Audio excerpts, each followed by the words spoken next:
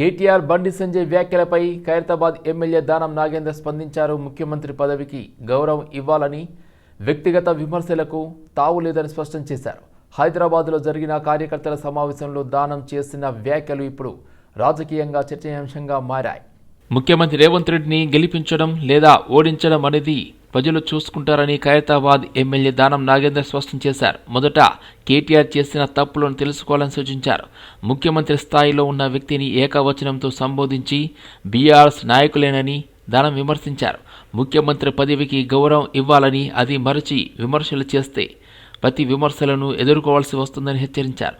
Hyderabad Himayat Nagar division కార్యకర్తల సమావేశంలో స్థానిక కార్పొరేటర్ మహాలక్ష్మి రామన్ గౌడ్తో కలిసి పాల్గొన్న దానం కేటీఆర్ వ్యక్తిగత విమర్శలు పక్కన పెట్టి కాంగ్రెస్ ప్రభుత్వం చేస్తున్న అభివృద్ధిపై చర్చకు రావాలని పిలుపునిచ్చారు. ఇద్దరు మంత్రులు అవినీతికి పాల్పడుతున్నారని, కేంద్ర సహాయక మంత్రి బండి సంజయ్ చేస్తున్న వ్యాఖ్యలపై స్పందించిన దానం వారు కేంద్ర మంత్రులా లేక రాష్ట్ర మంత్రులా అనే స్పష్టత ఇవ్వాలని డిమాండ్ చేశారు. హోంశాఖ సహాయక మంత్రిగా ఉన్న బండి సంజయ్ పరిధిలోనే దర్యాప్తు సంస్థలు ఉన్నాయని, అవినీతిపై ఆధారాలు ఉంటే విచారణ చేపట్టాలని సూచించారు. సార్, ఎన్నికలు ఇంకా రావడానికి టైం ఉంది. రేవంత్ రెడ్డిని ఓడగొట్టుడు గెలిపించుడు కాదు. ముందు మనము మన జరిగినటువంటి తప్పులు తెలుసుకోవాలి. మరి ఏదో స్థామిత లేక మనం చేయకూడదు. ఎందుకంటే గురిగించే కింద ఉన్న మచ్చాగా ఎవరు తెలియదు, అది ప్రాబ్లం ఉంది. అందుకనే ఇప్పుడే గాని ఒక స్థాయిలో ఉన్న వ్యక్తిని మనము తప్పుగా మాట్లాడితే ఆ స్థాయి ఉన్న వ్యక్తి కూడా కిందికి వచ్చి మాట్లాడాల్సి వస్తుంది.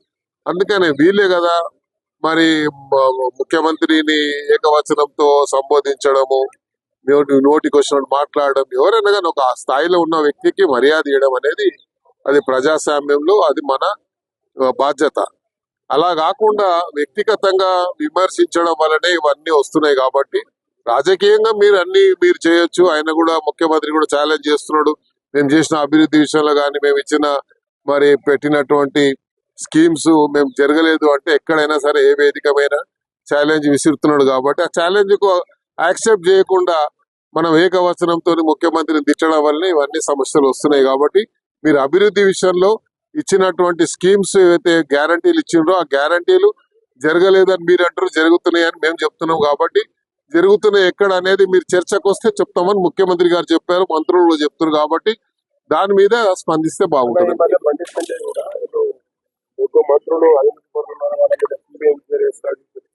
ఇప్పుడు ఆయన కేంద్ర మంత్రి ఉన్నాడు, ఆయన మన కేంద్ర మంత్రుల గురించి చెప్పిండా, రాష్ట్ర మంత్రుల గురించి చెప్పిండా మనకు తెలియదు కదా. కాబట్టి ఏదైనా సరే బండి సంజయ్ గారు ఆయన ఒక మన హోమ్ మినిస్టర్ ఉన్నాడు. హోమ్ మినిస్టర్ ఉంటే అన్ని విభాగాలు ఆయన చేస్తుంటే సిబిఐ గానీ, ఈడీ గానీ అన్ని స్టేట్ మినిస్టర్ కంట్రోలే ఉంటాయి, కేబినెట్ మినిస్టర్ కంట్రోల్ ఉంటాయి. కాబట్టి ఆయన స్థాయిలో మేము తెప్పించుకుంటున్నాం. ఎందుకు సమాచారం ఉంటే యాక్షన్ తీసుకోవాలని. ముఖ్యమంత్రి రేవంత్ రెడ్డి మాటల తీరుపై మాజీ మంత్రి సనత్ నగర్ ఎమ్మెల్యే తలసాని శ్రీనివాస్ యాదవ్ తీవ్రంగా స్పందించారు. సీఎం నోరు భాష అదుపులో పెట్టుకుని మాట్లాడాలని సూచించారు. సీఎం వ్యాఖ్యలు విద్యార్థులపై ప్రభావం చూపే అవకాశం ఉందని హెచ్చరించారు. సీఎం రేవంత్ రెడ్డి తన మాటలపై నియంత్రణ పాటించాలని మాజీ మంత్రి సనత్ నగర్ ఎమ్మెల్యే తలసాని శ్రీనివాస్ యాదవ్ అన్నారు. సీఎం మాటలు విని చదువుకునే విద్యార్థులపై ప్రభావం పడే అవకాశం ఉందని ఆయన వ్యాఖ్యానించారు. సనత్ నగర్లోని ఉదయ్ నగర్ కల్చరల్ సెంటర్లో ఏర్పాటు చేసిన ఉచిత వైద్య శిబిరాన్ని ప్రారంభించిన అనంతరం మీడియాతో మాట్లాడిన తలసాని ప్రభుత్వాలు మారుతుంటాయని, కానీ ఏ ప్రభుత్వం అభివృద్ధి చేసిందో ప్రజలకు బాగా తెలుసని స్పష్టం చేశారు. ముఖ్యమంత్రి స్థాయిలో ఉన్న వ్యక్తి మాట్లాడే ప్రతి మాట బాధ్యతాయుతంగా ఉండాలన్నారు. మాటలతో కాకుండా పనితో ప్రభుత్వాలు గుర్తింపు తెచ్చుకుంటాయని తలసాని వ్యాఖ్యానించారు. ప్రైమ్ హాస్పిటల్ మా మహిళా సోదరిమణి కుస్మ విజయ్ గారి ఆధ్వర్యంలో చాలా సోషల్ కార్యక్రమాలు జరుగుతాయి. వారు వారి యొక్క సోదరుమణులందరూ కలిసి ఒక ఆర్గనైజేషన్ ఇప్పటి నుంచో సనత్ నగర్, అమీర్పేట పరిసర ప్రాంతాల్లో చాలా కార్యక్రమాలు తీసుకున్నారు. పేదవాళ్లకు, మధ్యతరగతి కుటుంబాలకు ఉపయోగపడే విధంగా అనేకమైనటువంటి శ్రీమంతాలు కావచ్చు, లేకపోతే ఏదైనా స్పోర్ట్స్ కార్యక్రమాలు, ఈ మెడికల్ క్యాంప్ కూడా మరి వారే ఇనిషియేట్ చేశారు. నేను కుస్మ విజయ్ గారికి, వారితో పాటు ఉన్నటువంటి బృందానికి మనస్ఫూర్తిగా అభినందనలు. అదేవిధంగా ఆస్టర్ ప్రైమ్ హాస్పిటల్ వారికి కూడా నేను అభినందనలు తెలియజేస్తాను. ఈ వచ్చినటువంటి ఆపర్చునిటీ అందరూ ఉపయోగించుకోవాలి. ఇక్కడ నీకు ఉదయనగర్ కానీ, ఆదిత్య నగర్ కానీ, ఇక్కడ ఉన్నటువంటి శ్యామలకుంట కావచ్చు, దాసారం బస్తీ వాళ్ళు చాలా పేదవాళ్ళు ఉంటారు కాబట్టి వాళ్ళందరూ ఎందుకంటే ఫ్రీగా ఈ రోజు ఏంటంటే ఏ హాస్పిటల్కి వెళ్ళినా కానీ అన్ని డబ్బులతో కూడుకున్నాయి. ఫస్ట్ పోయి మీరు టెస్టులు చేసుకోమని చెప్తారు, దానికి 3-4 వేలు పెట్టాలి. ఆ తర్వాత ఏదైనా డిసీజ్ ఉంటే, ప్రాబ్లమ్స్ ఉంటే రకరకాలుగా ఉంటాయి. ఇక్కడంతా ఫ్రీగానే ఈరోజు బీపీ కానీ, షుగర్ కానీ, లేకపోతే కార్డియాలజీ కానీ, అదేవిధంగా ఐ చెకప్ కానీ, ఇట్లా అన్నీ కూడా ఫ్రీగానే చేస్తారు ఆస్టర్ హాస్పిటల్ వారికి కూడా నేను అభినందనలు తెలియజేస్తా ఉన్నాను. ఇటువంటివి ఉపయోగించుకోవాలి. ఎందుకంటే ఇవాళ రేపు అంతా లేనిపోని రోగాలు వస్తాయి, మనకు తెలియని రోగాలు కూడా వచ్చేస్తున్నాయి. వచ్చి సడన్గా అది సివియర్ అయింది. ఇప్పుడు కరోనా ఎవరైనా ఎక్స్పెక్ట్ చేసిందా? అది ఒక రాష్ట్రము, ఒక దేశము అని లేదు, ప్రపంచమంతా చుట్టేసింది. కాబట్టి ఇటువంటి ఆపర్చునిటీ వచ్చినప్పుడు ఇది ఉపయోగించుకోవాలి. క్రికెట్ ఫెడరేషన్ ఆఫ్ హైదరాబాద్ ఆధ్వర్యంలో జనవరి 7 నుండి హైదరాబాద్లో Rajiv Gandhi under nineteen T20 cricket tourney cricket federation of Hyderabad ఆధ్వర్యంలో భారత క్రికెట్ నియంత్రణ మండలి BCCI అనుమతితో 19వ all India Rajiv Gandhi under nineteen T20 cricket ఛాంపియన్షిప్ను జనవరి 7 నుండి 10 వరకు హైదరాబాద్లో నిర్వహించనున్నారు. ఈ విషయాన్ని టోర్నీ చీఫ్ ప్యాట్రన్ మాజీ ఎంపీ వి హనుమంతరావు మీడియాకు వివరించారు. ఫాతే మైదాన్ క్లబ్లో ఏర్పాటు చేసిన సమావేశంలో మాజీ ఎంపీ వి హనుమంతరావు మాట్లాడుతూ దేశవ్యాప్తంగా వివిధ రాష్ట్రాలతో పాటు విదేశీ జట్లు కూడా ఈ పోటీల్లో పాల్గొననున్నాయి. పోటీలు LB stadium, Vijayanand ground, Amberpet water works గ్రౌండ్లో నిర్వహించనున్నట్లు వెల్లడించారు. యువ క్రికెటర్ల ప్రతిభను వెలికి తీసే లక్ష్యంతో ఈ టోర్నీని ప్రతిష్టాత్మకంగా నిర్వహించనున్నట్లు నిర్వాహకులు తెలిపారు. టవర్స్ ఉన్నాయో అది బాగలేదు, పడిపోతాయని చెప్పడం వల్ల ఈసారి ఫైనల్స్ మాత్రం డే లైట్ గా, ఎందుకంటే డే 2-2:30, 3 గంటలకు ఫైనల్ మ్యాచ్ పెడితే 5-5:30 వరకు అయిపోతుంది. దానికి నేను ముఖ్యమంత్రి గారిని రిక్వెస్ట్ చేస్తున్నా.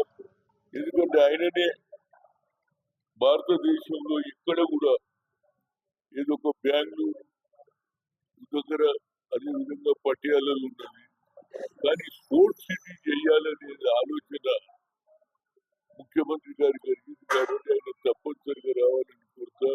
ఇనాగ్రేషన్ వాటర్ గ్రౌండ్ ఉన్నది, అది మహాత్మా జ్యోతిరావు బ్యాక్ సైడ్ లో వాటర్ వర్క్ గ్రౌండ్ లో ఇనాగ్రేషన్ అవుతుంది. దానికి నేను మన స్పీకర్ కానీ లేకపోతే స్పోర్ట్స్ మినిస్టర్ అవైలబిలిటీ వాళ్ళని చూస్తాం. ఫైనల్ గా మాత్రం ముఖ్యమంత్రి గారిని రావాలని కోరుతున్నా.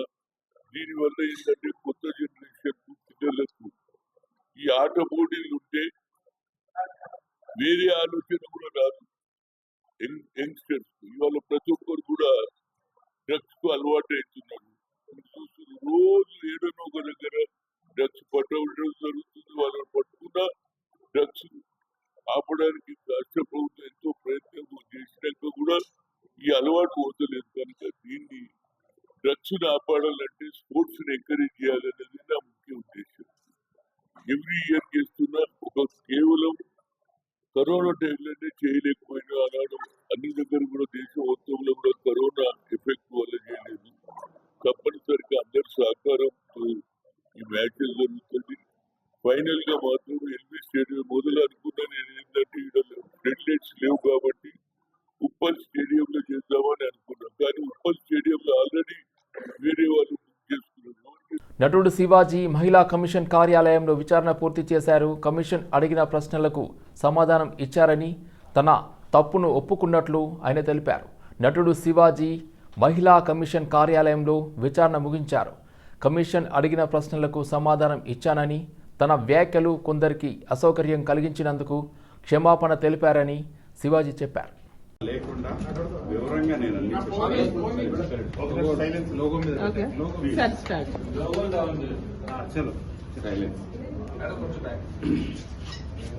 ఏదైతే తెలంగాణ మహిళా కమిషన్ వారు దండోరా ఫంక్షన్లో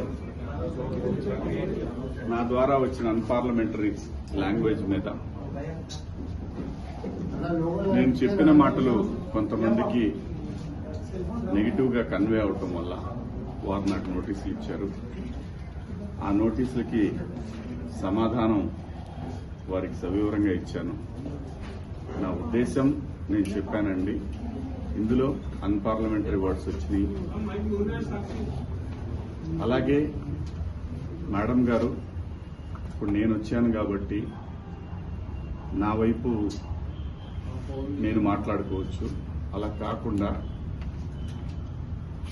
ఎవరైతే దీనికి బాధపడ్డారో వాళ్ళ పాయింట్ ఆఫ్ వ్యూలో కూడా క్వశ్చన్లు అడిగారు నన్ను. అన్నిటికీ సమాధానం చెప్పాను.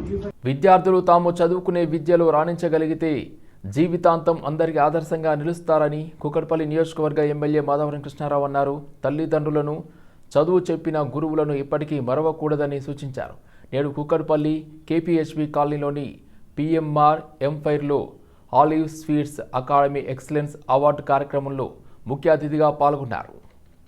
అనంతరం మూసాపేట్ జిల్లా పరిషత్ హై స్కూల్లో 10వ తరగతిలో 600 మార్కులకు గాను 579 మార్కులు సాధించిన జిల్లా ఫస్ట్ ర్యాంక్ తెచ్చుకున్న జనం సోనియాను అభినందించి ఆలివ్ అకాడమీ ఎక్సలెన్స్ అవార్డు తరపున ₹1,00,000 చెక్ను సోనియాతో పాటు వారి కుటుంబ సభ్యులకు అందజేశారు.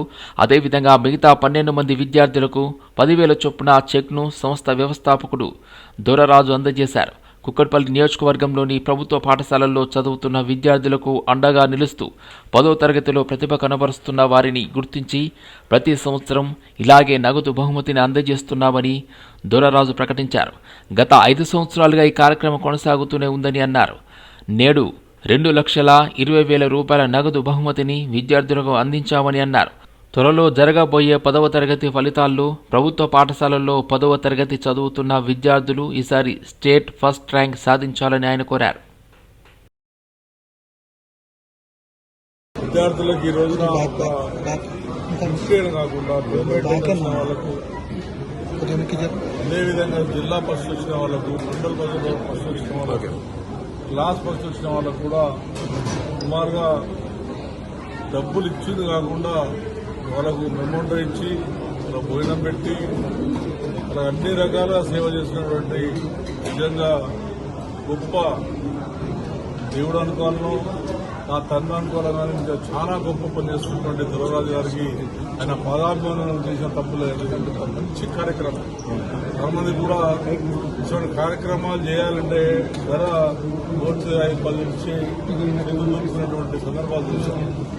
6 సంవత్సరాల నుంచి నా కోర్టులు ఇంటి బిడ్డలకు అన్ని రకాలుగా సేవ చేస్తున్నటువంటి నా మనిషి ఈ రాజకీయాలు ఆశించకుండా, ఏది కూడా వ్యక్తిగతంగా ఆశించకుండా నాకు ఇది కావాలి, కొంతమంది సాయం చేసినాక ఏదో ఎక్స్పెక్ట్ చేస్తుంది, అటువంటిది కూడా కాకుండా ఆయన వచ్చినటువంటి కష్టాజీవితం డబ్బులు వాళ్ళ అన్నదమ్ములు, నిరుపేదలకు కాపాడుతున్నటువంటి తీరు చూస్తే నిజంగా సమాజంలో భారతదేశంలో ఇటువంటి గొప్పవారుగా విద్యార్థులు ప్రజాసేవ చేస్తున్నందుకు నిజంగా వాళ్ళకు అభినందన తెలియజేస్తూ దొరరాజు గారి ఆరోగ్యం 100 ఏళ్లు ఆరోగ్యంగా ఉండాలి, కుటుంబం చల్లగా ఉండాలని ఆ విద్యార్థుల తరఫున, కుక్కట్పల్లి ప్రజల తరఫున హృదయపూర్వకంగా తెలియజేస్తాను. నిర్వహిస్తున్నటువంటి మిషన్ 10th క్లాస్లో భాగంగా ఈ రోజున దాదాపు 14 మంది విద్యార్థులకి 2.2 లక్షల స్కాలర్షిప్ ఇవ్వడం జరిగింది. అంటే ఈ కార్యక్రమం ఏంటంటే కుక్కట్పల్లి నియోజకవర్గంలో అత్యున్నతమైనటువంటి మార్కులు అంటే ఫస్ట్ ర్యాంక్ సాధించిన వాళ్ళకి ₹1,00,000 క్యాష్ ప్రకటించాము. అది ఈ రోజున అందజేయడం జరిగింది. అలాగే ప్రతి స్కూల్ టాపర్కి ఒక 10,000 చొప్పున టాపర్కి స్కాలర్షిప్ ఇవ్వడం జరిగింది. ఇదంతా కూడా మా కూకట్పల్లి ఎమ్మెల్యే మాధవరం గారి చేతుల మీదుగా జరగడం అనేది చాలా సంతోషంగా ఉంది. ఇటువంటి కార్యక్రమాలు భవిష్యత్తులో మరెన్నో చేసి విద్యార్థుల స్ఫూర్తి నింపడానికి మేము ఎప్పుడు ప్రయత్నిస్తూనే ఉంటాం. ఈ కార్యక్రమానికి సహకరించినటువంటి టీచర్లకి, స్కూల్ విద్యార్థులకి, స్పందించి బాగా చదివిన పిల్లలకి మరియు అందరికీ కూడా మా హృదయపూర్వక ధన్యవాదాలు. కేసీఆర్, కేటీఆర్ వ్యాఖ్యలపై tourism development chairman Patel Ramesh Reddy తీవ్ర స్థాయిలో స్పందించారు. సీఎం రేవంత్ రెడ్డిపై ఉపయోగిస్తున్న భాషను ఖండిస్తూ ఘాటు వ్యాఖ్యలు చేశారు. కేసీఆర్, కేటీఆర్, హరీష్ రావు, జగదీష్ రెడ్డి ఉపయోగిస్తున్న భాషను చూసి తెలంగాణ సమాజం తలదించుకుంటుందని tourism development chairman Patel Ramesh Reddy అన్నారు. ఇష్టానుసారంగా మాట్లాడడాన్ని, అగౌరవంగా మాట్లాడడాన్ని మేము తీవ్రంగా ఖండిస్తా ఉన్నాం. ఇవుళ్ళు తెలంగాణలో ఒక నీచమైన భాషని ప్రతిపక్షాల మీద హేళన చేసింది గతంలో కేసీఆర్ గారు. ఇవాళ ఇలాంటి భూతు పురాణాలకు పురోహితుడు కేసీఆర్ అనే విషయాన్ని మర్చిపోవద్దు.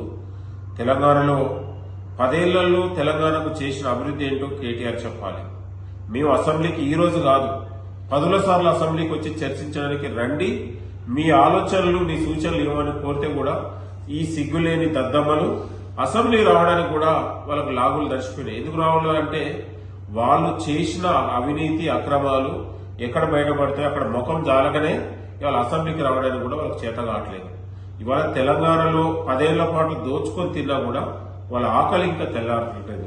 కాబట్టి ప్రజాపాలన 2.5 ఏళ్లలో సంక్షేమ పథకాలు, మహిళలు, రైతులు, నిరుద్యోగులకు పెద్దపీట వేసి సంక్షేమ పథకాలు దేశంలో ఏ రాష్ట్రంలో చేయని విధంగా తెలంగాణలో అమలు జరుగుతూ ఉంటే అభివృద్ధికి ఆటంకిలాగా శిఖండి రాజకీయాలు తెలంగాణలో చేస్తున్నటువంటి పరిస్థితి.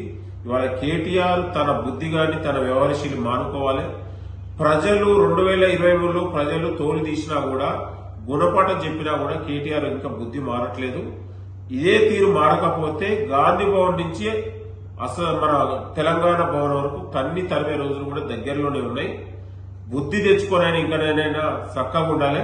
లేకపోతే తెలంగాణలో బీఆర్ఎస్ పార్టీకి శాశ్వతమైన రాజకీయ భూస్థాపితం చేస్తామని కూడా హెచ్చరిస్తా ఉన్నాం. ఈ పద్ధతి మార్చుకోకపోతే తన భాష యాస మార్చుకోవాలి. ముఖ్యమంత్రి గారికి ముక్కు నేలకు రాసి క్షమాపణ చెప్పాలని కూడా హెచ్చరిస్తా ఉన్నాం.